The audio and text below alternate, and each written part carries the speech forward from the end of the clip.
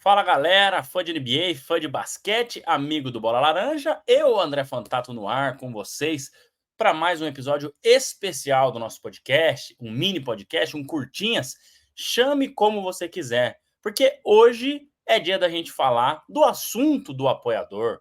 O nosso amigo Edson Montagnani, passando aqui embaixo o nome para quem está assistindo pelo YouTube, ó, apoiador do Bola Laranja, escolheu um tema bem bacana. Ele quer saber como funciona, quais as atribuições de cada uma das 5 posições do basquete, dos 5 jogadores dentro de quadra, quais as atribuições dele, e eu vou falar disso nesse episódio. Então faça como o Edson, apoie a gente, apoia.se/bola laranja, participe do nosso grupo de WhatsApp, concorra aos nossos sorteios, enfim, escolha lá a forma como você quer apoiar, o valor que você quer apoiar, e tem as categorias, né, para você participar de grupos do WhatsApp, acima de R$20 que você apoia a gente já concorre a sorteios, enfim, e também acima de R$10, você já pode escolher aí um tema para a gente gravar um vídeo, um podcast, enfim. Então, obrigado mais uma vez para o Edson, obrigado a você que está participando aqui com a gente, deixa o like, se inscreva se estiver assistindo pelo YouTube,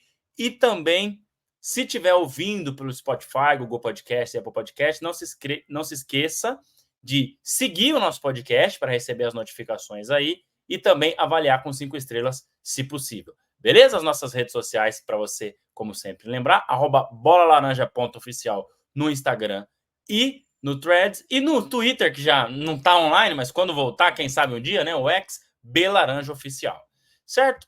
Então vamos lá, pessoal. Vamos explicar as posições do basquete. Lembrando que estou gravando aqui na segunda-feira, dia 2 de setembro, né? É sempre bom a gente passar a data desse vídeo, desse áudio, enfim, para vocês saberem aí.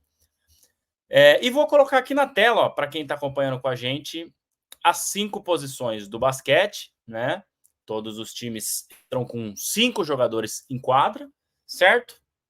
E são elas: point guard, posição 1, armador; shooting guard, posição 2, ala armador; small forward, ala, posição 3; posição 4, power forward, ou ala pivô; e posição 5, center, ou pivô.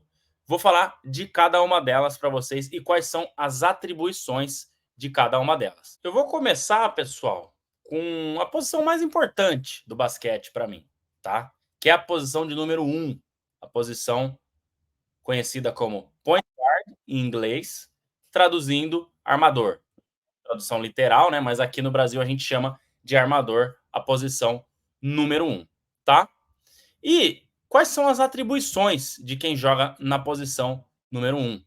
É o jogador que inicia o ataque, né? Que vai driblar, que vai carregar a bola até o ataque, vai conduzi-la até lá, né? E aí você pode ter vários tipos de armador, né? Você tem um facilitador de jogadas. Quem está assistindo aqui pelo YouTube pode ver, o Magic Johnson, um cara que cria mais as jogadas, né? Acha o companheiro bem colocado, faz uma infiltração, enfim, tem alguns outros skills, né? O Magic Johnson tinha muitos skills, tá? Mas também tem na imagem aí John Stockton, um cara que procurava mais o passe, Steve Nash, um cara que arremessa de 3, enfim, você tem todas essas opções aí de armador. E aí você também tem o armador que é mais arremessador, né? Como a gente tem o Stephen Curry nessa imagem aí, um cara que também distribui a bola, né? Tem essa qualidade, mas é um cara que tem como característica, né, pontuar, né? A característica primária dele é pontuar. Então, além de, claro, ser um facilitador de jogadas, também vai pontuar bastante, arremessando de 2, de 3, no caso do Curry, que é um armador já muito moderno, né? Talvez o mais moderno que a gente viu, revolucionou o jogo, também pode pontuar, principalmente arremessando de 3. Geralmente são jogadores mais baixos, né, em quadra. Os jogadores mais baixos são os armadores das equipes, né? Varia ali entre 1,80, 1,85, 1,90, aí vai depender muito. Mas tem as exceções, né? A gente está vendo aí na imagem, para quem está acompanhando pelo YouTube, o Magic Johnson, né? Um cara que tinha 2,6 metros, né? Hoje a gente também tem o Ben Simmons, um cara que tem 2,8, alto também para a posição de armador, né? Então, claro, o jogo mudou muito, mas você tem essas outras opções aí também, certo? E no lado defensivo, né, para a gente falar um pouco do lado defensivo da quadra, a característica maior do armador é defender próximo ao perímetro, né? Não entrando tanto ali dentro, né, para defender mais próximo à cesta. Claro que isso pode acontecer eventualmente, mas é mais defender o perímetro, tá? Se a gente voltar até aquela imagem que eu passei no começo, vocês vão ver que o armador está mais ali pelo lado de fora da imagem, certo? Então, passamos aí pela posição de número 1, a posição de point guard, a posição de armador. Tá aí, principais nomes da história aí. Não vou falar os melhores, né? Mas os mais conhecidos. Alguns estão na foto: Magic Johnson, John Stockton, Stephen Curry, Chris Paul, Jason Kidd, Russell Westbrook, Chris Paul, já falei, né? Isaiah Thomas, enfim, muita gente boa jogando nessa posição 1, que, novamente, para mim, é a posição mais importante do basquete. Certo? Agora vamos para a posição de número 2, o shooting guard, ou o ala armador, tá? No nome já diz shooting, né? Vocês vão ver que nas atribuições, né, no papel desse jogador, dessa posição, naturalmente, né, ou geralmente precisa ser um bom arremessador. Vocês estão vendo na imagem aqui na disposição, né, que a posição de número 2 também joga mais próxima ao perímetro ali, tá? Aqui a gente está mostrando uma zona, né, com as posições 1, 2 e 3 mais no perímetro e a posição 4 e 5 dentro, mais próximo ao garrafão. Claro que isso pode mudar, né, de treinador para treinador, joga na zona 2-3, zona 3-2, enfim, isso pode mudar, né? Hoje o basquete é muito sem posição, né, o que eles chamam de positionless, né? Tem jogadores que jogam em múltiplas posições, enfim. Então, muita coisa disso aqui pode mudar, tá, pessoal? Não é escrito na pedra, mas estou trazendo um exemplo mais básico aqui. Então, sobre o shooting, a atribuição, né, as atribuições ou a atribuição primária, vamos dizer assim, já é mais pontuar, tá? A missão de fazer os pontos mesmo, certo? Não é um jogador que tem que ter, né, por ofício, a característica de passar a bola. Não, é um jogador que vai arremessar mais, é um jogador que vai pontuar mais, fazendo bandejas, floaters, enfim, arremessando de média distância e principalmente hoje arremessando de 3. A gente pode pegar aí os melhores arremessadores de 3 pontos, geralmente jogam nessa posição, tá? Então, claro que tem jogadores que acabam jogando na 1 e na 2, né? Stephen Curry faz muito isso, James Harden faz muito isso, até nessa foto aí, né? O James Harden seria mais da posição 2, mas enfim, é pontuar, certo?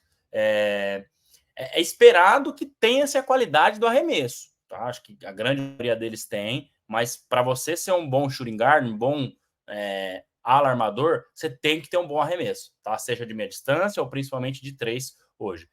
Defensivamente também é um jogador que joga mais próximo ao período, como a gente viu na outra imagem ali, né? E ajuda também pegando os rebotes, né? A gente tem vários shooting guard que tem uma boa altura, né? O Klay Thompson é um deles, o Michael Jordan, que está aí na imagem também, jogava nessa posição e pegava muitos rebotes, né? Claro que a gente está falando de maior jogador da história da NBA, assim como o Kobe Bryant, assim como o Dwayne Wade, que está na foto também podiam, né, contribuir muito com rebotes.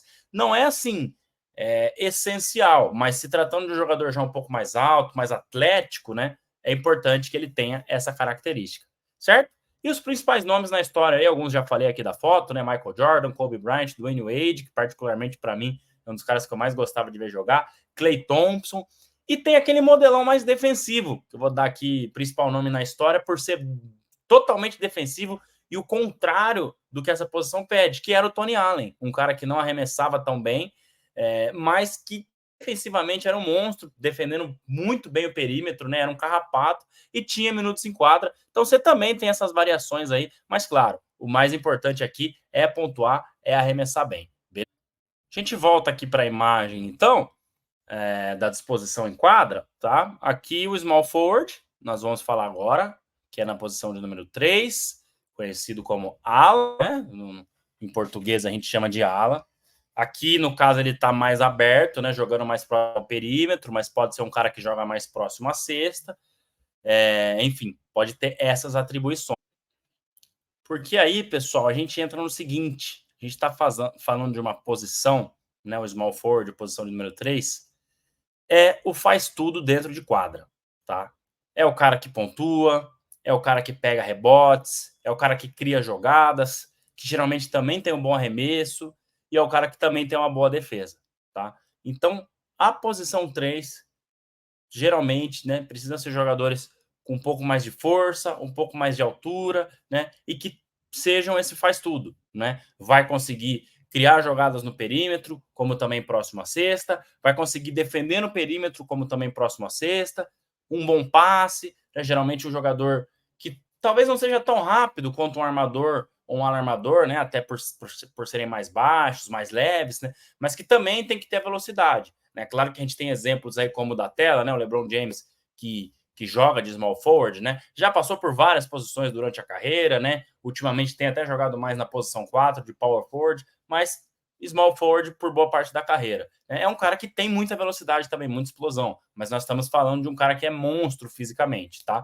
Mas basicamente é isso, certo? Jogador com um pouco mais de força, um pouco mais de altura do que os armadores e que tenha todas essas habilidades, né? Então vai ajudar tanto no perímetro quanto próximo ao aro. E os principais nomes da história aí, os que estão na foto, né? LeBron James, Kevin Durant, Paul Pierce, Kawhi Leonard, Scottie Pippen, enfim, muitos nomes aí. E mais uma vez lembrando, pessoal, nessa era sem posições do basquete, né? A gente já viu o LeBron jogando de pivô, jogando de power forward, Kevin Durant jogando de power forward por muito tempo também. Aí vai depender muito, né, de quem são seus companheiros ali e do que o técnico deles pensa para eles, certo?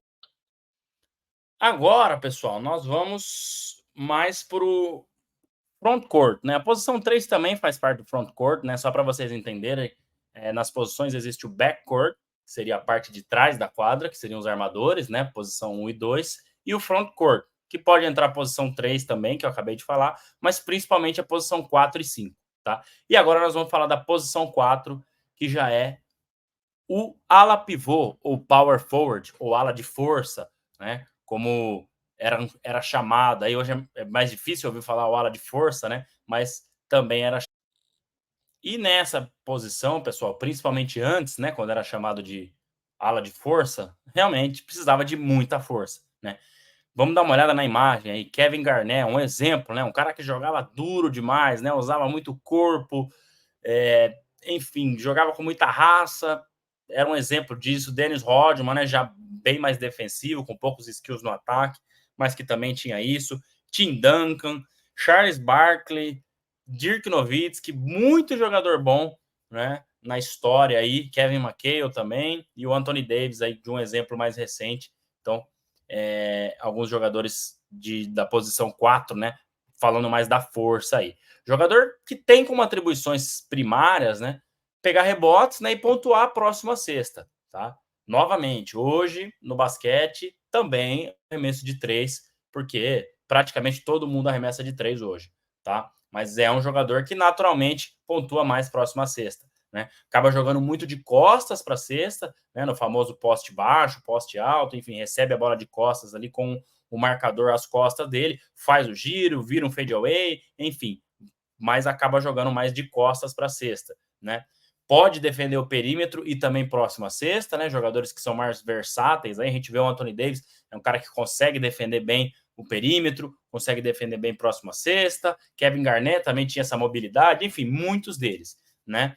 É um jogador importante, tanto defensivamente quanto ofensivamente, né? Nos rebotes, um cara que vai estar sempre próximo ao aro ali, tentando ajudar o pivô nessa função, né? E também, em alguns momentos, saindo lá para arremessar de 3, né? São jogadores que são, obviamente, mais altos, mais fortes, né? E que também tem como atribuição executar corta-luz para os outros jogadores, né? Para um armador, para um alarmador, para um ala, né? Fazer um corta-luz e girar para a cesta, fazer um fake no corta-luz e ir para a linha de 3, né? Como a gente vê bastante. Então, é um jogador que também tem essas atribuições de uma das coisas que são mais importantes, principalmente ofensivamente, né? Que é o corta-luz no basquete, que ajuda demais a criar espaços aí na defesa adversária, tá? E alguns deles também têm um bom passe, pessoal. Alguns dos que eu falei aqui com certeza tinham um bom passe, né? O Tim Duncan, Kevin Garnett. Kevin Love é um exemplo recente também, né? Um cara que tem inteligência, passa bem a bola, né? Recebe de costas ali, espera alguém fazer um mergulho em direção à cesta e passa a bola. Enfim, então, também é uma atribuição que ajuda, né, um power forward. E os principais nomes na história aí também, para a gente fechar essa posição de número 4, Kevin Garnett, assim como eu falei na foto, Charles Barkley, Tim Duncan, Dirk Nowitzki, Anthony Davis, Karl Malone, que está na foto. Eu confesso que imaginava o Malone numa posição 5, acho que em eventual momento ele até jogou, mas também consta aqui, né? Enfim, então, muita gente boa também nessa posição de número 4. E para fechar, pessoal, uma posição que todo mundo achou que já tinha saído de moda, né? Mas agora com um sucesso recente, é uma coisa que a gente sabe que nunca vai sair de moda, que é o pivô, que é o center, que é a posição de número 5, certo? A gente está vendo aqui no desenho, né, da quadra, também jogando próximo, muito próximo à cesta, né? Aqui no desenho está até meio que igual o power forward, mas o pivô joga bem próximo à cesta, né? Aquele cara que vai estar muito próximo ao aro. E aí, pessoal, a principal atribuição é realmente pegar rebote, tá? A primária, assim, vamos pensar lá no começo dos pivôs, né? São os caras que realmente têm mais rebotes, né? Tinham e têm ainda por jogo, geralmente, porque são os caras que estão mais próximos ao aro, têm mais força, têm mais tamanho para pegar rebote. Proteger o aro também, né? E, claro, pontuar próximo à cesta. Falando aí das atribuições mais ofensivas também, tá? Hoje, os pivôs modernos, né, assim como o Nikola Jokic, tem outras atribuições. Né? O Nikola Jokic é praticamente um armador, ele passa muito bem a bola também. Arremessar de 3 também é uma coisa que, se o pivô moderno tiver, já, né, ele é muito bem visto por todas as franquias aí, por também ajudar a passar a quadra, tá? Claro que a gente está falando de um fenômeno aí como o Jokic, né, que fez essa posição ficar tão em evidência novamente, né? Alguns, há um tempo atrás, o time já joga sem pivô, enfim, não. Mas o pivô é muito importante, né? Principalmente nos momentos ali de fechar o jogo, pegar um rebote importante, enfim, é isso. Né? A habilidade de pegar rebote tem que ser a principal, assim, vamos dizer, para a posição. Né? O rebote é muito importante, né? Alguns pivôs aí até passam o jogo até mesmo sem pontuar, pontuando pouco, mas pegam ali 10, 15, 20 rebotes, o que ajuda demais a equipe. Né? E são os jogadores mais físicos, né? Mais fortes e mais altos do jogo, né? Que estão ali em quadra, com 2,10 metros ali, 2,08 metros, 2,10 metros para cima, né? Aí vai que nem nós temos hoje o Wembanyama com 2,22, 2,26, algo assim, que daí é um absurdo, né? Mas são essas atribuições do pivô, então, jogar mais próximo à cesta ali, jogar mais próximo ao aro, certo? Os principais nomes na história, né? Aí tem muita gente, muito pivô bom. Shaquille O'Neal foi um dos mais dominantes, vamos dizer. Bill Russell, né? Um cara que dominou lá nos anos 50, 60. Kareem Abdul-Jabbar, né? Um cara que pontuava muito bem, além de pegar muito rebote também. Nikola Jokic. Hoje nós temos aí o Wembanyama. Enfim, muito jogador bom nessa posição aí e que marcou a história da NBA. Beleza, pessoal? Então, passamos aqui por mais um podcast especial, né? Mais um mini podcast, um curtinhas aí, em que eu expliquei aqui para vocês como funciona, né? Quais são as atribuições de cada um dos jogadores, né? Dos 5 jogadores em quadra do basquete. Certo? Agradecer mais uma vez ao Edson aí e a todos os nossos apoiadores, né? O Edson que fez a pergunta aí para a gente criar esse vídeo. Apoia a gente no apoia.se/bola laranja, tá? Só entra lá e dá aquela força pra gente. Se você estiver ouvindo pelo Spotify, esse link tá aí na descrição do áudio. Estiver aqui assistindo com a gente no YouTube, tá aqui na descrição também, né? Agradecer aos nossos patrocinadores, NK Multimarcas, Shopping das Cortinas e Estrela Bet. Quiser conhecer melhor o trabalho deles, também tá aqui, né? Na descrição do vídeo e do áudio, os links para eles, tá? E não se esqueçam, pessoal, de deixar o like, se inscrever aqui no canal, dar aquela força para a gente continuar firme e forte aqui no Bola Laranja. Beleza? Obrigado, galera, e até a próxima!